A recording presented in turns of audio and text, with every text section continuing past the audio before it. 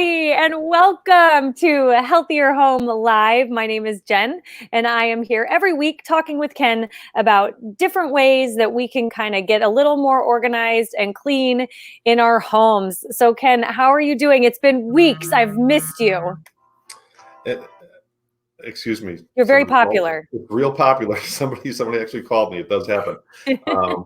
It's good. We are post Christmas, so everybody survived, and we thought it was a good time to talk about some of those things that can make cleanup a little easy. And part of it's, on the front end, you want to put things away the right way as you're headed into that new year as well. Yes, I'm sure there's a temptation to just toss it all in a corner or a box and not really think about it very much. So we're going to actually, Ken is being vulnerable to us today, everyone, and he's going to tell us all the ways he has messed this up in the past. It is true. And I look back, I think, what was I thinking? Well, I wasn't really thinking about it, but I just kind of, had my ways of doing things, and they were mostly wrong. Oh my goodness. I cannot wait to get into this subject. Well, some of it is funny, some of it's safety minded. So it's kind of everything, but it's designed to, share what we learn over time and make life a little easier as we move along. That's right. That's why we're all here, really share with each other. So I love it. Thank you. Right. So, we've everybody loves the Christmas holidays, and, around us, we've got, I don't even know if you have them around you, but Portillo's is a restaurant that's by, it's an old chain. It started in the 30s, and it was hot dogs and beef sandwiches, and they were really big. They were bought out by Berkshire Hathaway, some place that paid an obscene amount. But anyway, the guy who owns it, his name is Dick Portillo, and he lives not too far from my house. And he has Christmas ornaments that they have a crew come out, truckloads. There's 3 truckloads of stuff that come out. And there's a line of people that come and look at all his decorations on his house. And there's a neighbor across the street that does something similar. Can't even imagine what their bills are or how much it costs to do all that. But now that's like off the spectrum, but everybody likes their house to look a little Christmassy when the season comes. For sure. So you're going to be teaching us, the people who do not have someone coming with a truck to pick up their decorations. Right, which is like 99.9%. Which is most of us. And as always, we're always here to talk about your healthier home cleaning products. Where can they find those before we get into our topic? Yeah, they can go right to that website, Healthier Home Products, and they can check out, here's our fancy Clean Walls model, Erin. She's right here in the office, and she is so pleasant. She's on top of all customer service issues. I love it. Yes, Healthier Home definitely has the best customer service I have ever encountered. Ken will almost drive to your house to help you figure out your cleaning problem, depending on where you live. Even if they're not our product issues, we will help you with your cleaning issues. We want everybody to be happy at the end of the day. That's right. Well, without further ado, let's hear all the mistakes we've made. I kind of took this, inside and outside, and I kind of laughed at some of the things I did over the years, but so nobody really likes that cleanup. And in my house, we used to always have live trees, and this is actually the inside of my house. This picture of, I don't know if Beth's going to bring that up. It's a tree on it's a wooden floor now, but it was a carpeted floor. And the live trees in time, depending on when you get these things, by the time you got done with Christmas and the holidays, you'd always have these pine needles. You can see the next image down there with what usually happens on a tree with all these pine needles. And there's a reason that's more prominent. Now, if you get a tree from a Home Depot or wherever, they generally lop that off, the bottom of it. And that's so it can take in water. But if you don't get that tree in water, toot sweet, and I mean quick, the sap will start covering the bottom of that tree, and it will prevent it from drawing up any moisture. I read through your notes, and I had never actually learned that before. That is fascinating, and it's such an interesting. It's actually a great extra little tip. Yeah, no, it's absolutely very true, and it's actually the right thing to do is actually when you get it home, because even 20, 30 minutes, it might be enough to start it, depending on some factors, but cut off another 1/4 inch. If you got a tree saw or something, just cut off another 1/4 inch and then get that into that tree stand as soon as possible with water.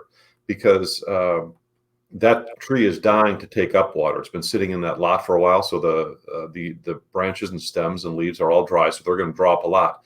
And even on an average day, this is great information, but even on an average day, a tree takes in about a gallon of water. So if you see a lot, off and you notice the water's not coming up, you're going to have this very problem where all these needles are going to be all over the place. And aside from being a pain once they fall, when you take the tree out and get it down, they're going to be all over your house, all the way out the door. And if you've got carpet, like, we did at one point too, that those needles get sappy, there's sap on there. So they're going to wind up getting that stuff on the carpets. They're going to, attract sticky substance to the carpets. They're going to get that area dirtier. It's just nothing but bad news. So you really don't want to make that mistake of having the bottom of the tree fill up with sap, by keeping it out of water too long. Yeah.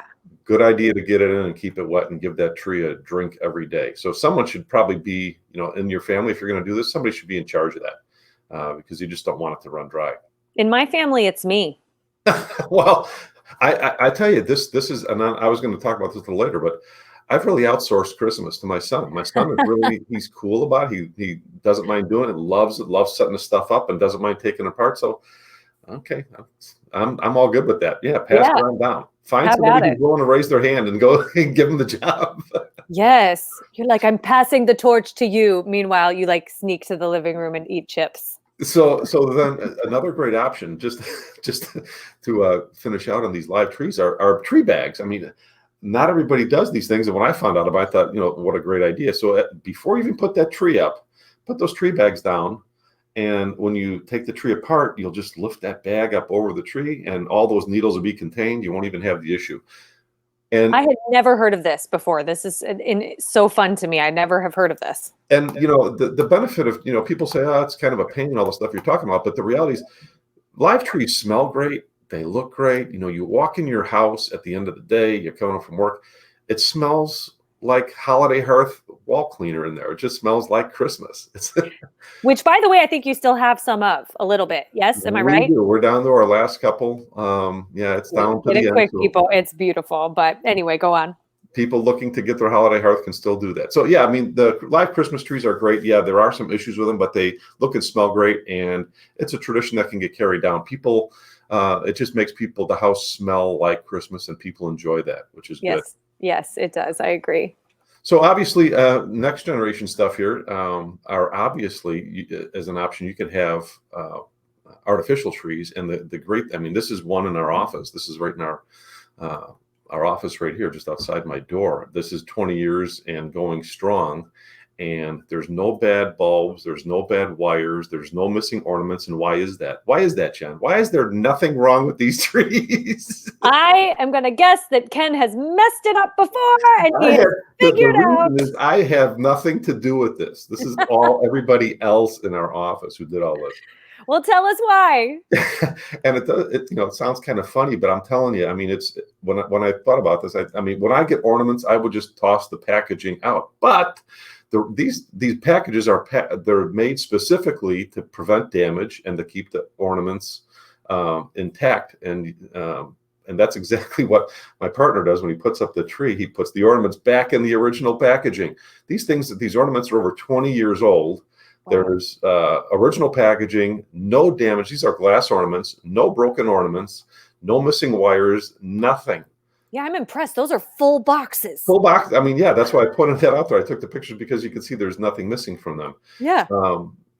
And if you did that, if you were Ken, if you just threw those in a box and got lots of broken ornaments over the years and had to replace them all the time and waste money, you could wrap those in newspaper too. You don't have to have the original packaging, but next time you have original packaging, you might want to keep it because they'll last forever if you just use what they come in. Super easy. It. Yes, I love that. So this other little tip is a great idea for wires, and this will go for inside and outside. But don't throw these wires in a big ball and throw them in a box, whether they're Christmas lights, any of that stuff, because you're going to knock the bulbs out. You're going to break the bulbs. You're going to twist the wires. You're just asking to have to replace something. And there's a super easy solution. Again, this is not me. I was the guy that just threw it in a box like a ding dong. And I'd always be wondering why the bulbs didn't work and why I'd have to try to find one that was a replacement. And just take a cardboard sleeve Cardboard sleeves, all you got to do. And wrap the wires around those cardboard sleeves, and your wires will always be straight. You won't have any, and it'll go for all these Christmas decorations you've got, whether they're on the Christmas tree, whether they're outside the house, whether they're extension cords. You can wrap them around in a cardboard sleeve like this, and they're all going to be in great shape for the next year. I love that. And you cut a little slit in it too, so that you could like anchor it in Yeah. there. Again, you're very observant. I can tell you are, a student. That's just a super easy way to do it. You don't have to get tape, or you don't have to get any, zip ties or anything. You just cut a little slit in the cardboard, loop it around, and start wrapping those wires around.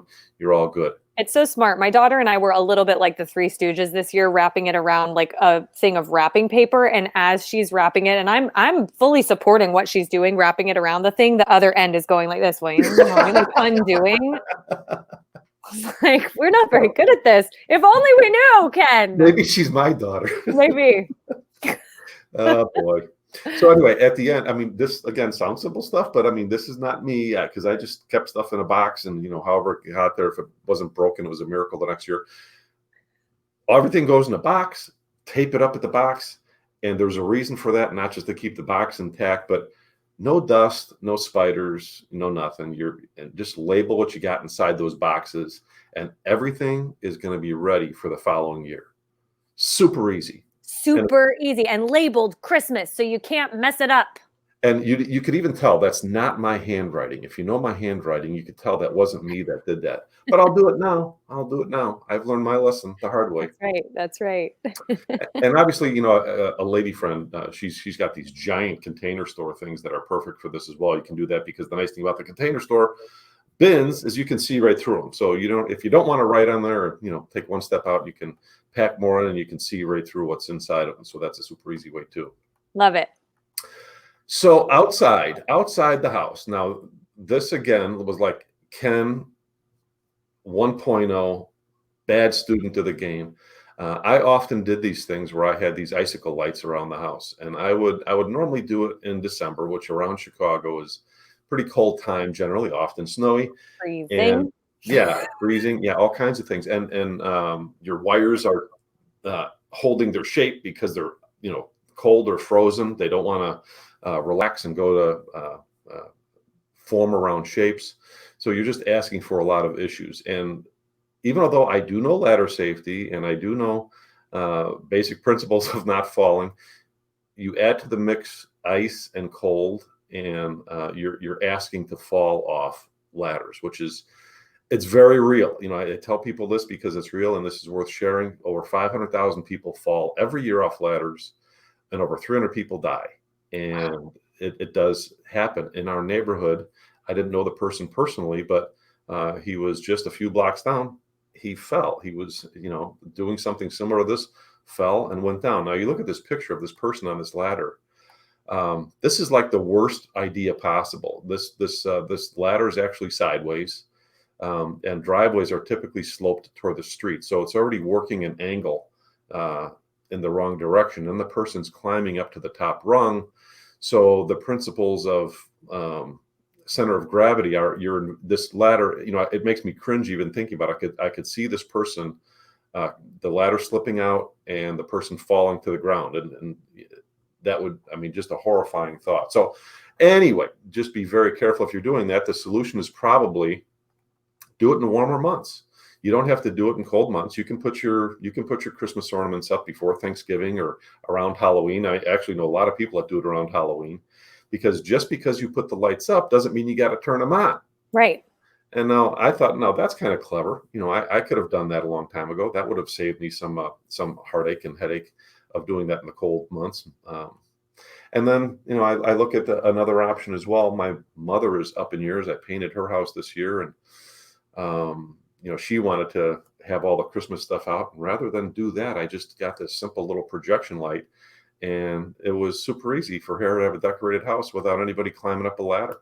I was so excited to see this on the list, Ken, because frankly, we do this because we have 3 kids and we are very busy, and just it's so much easier. And I always feel like it's such a cop out, but thank you. You gave me permission. Yeah, it's actually, it gets people in the game that aren't in the game.